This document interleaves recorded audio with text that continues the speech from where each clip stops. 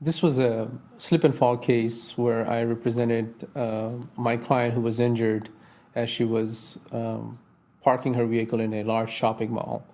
What had happened was one of the customers had parked or attempted to park in a parking spot in front of a Home Depot, and she ran over the concrete barrier. As a result, the transmission fluid started leaking from her vehicle. About half an hour, 45 minutes later, unbeknownst to my client, she also drove into the same shopping mall and parked in a handicapped spot, which was next to this customer whose transmission fluid was leaking. The purpose of her visit, of my client's visit to the shopping mall, was to drop off graduation tickets for her son who was graduating. And unbeknownst to her, as she parked her vehicle in a shopping at the parking lot, she looked at, from corner of her eye, a security guard who was standing next to the handicapped spot. Security guard doesn't say anything, so the client doesn't know that there's an issue, and she parks her vehicle. She takes the first step out of the vehicle, and she slips and falls and shatters her tailbone as a result of the fall.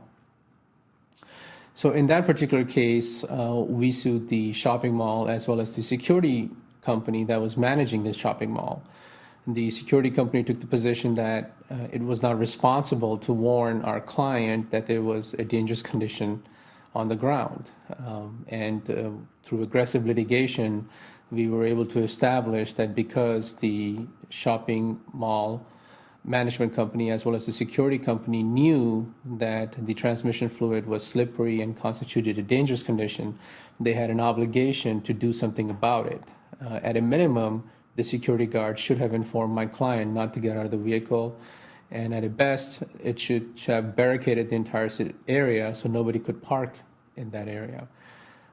Because of our representations in that case and the depositions we took in that case and the evidence we were able to obtain, especially that showed the amount of time that had passed between the initial accident and the leakage of the transmission fluid and the substantial time the security company had to do something but chose not to do anything, the case settled for a very good number where my client was very happy because she could now not only just take care of her medical bills but have little left over for her retirement.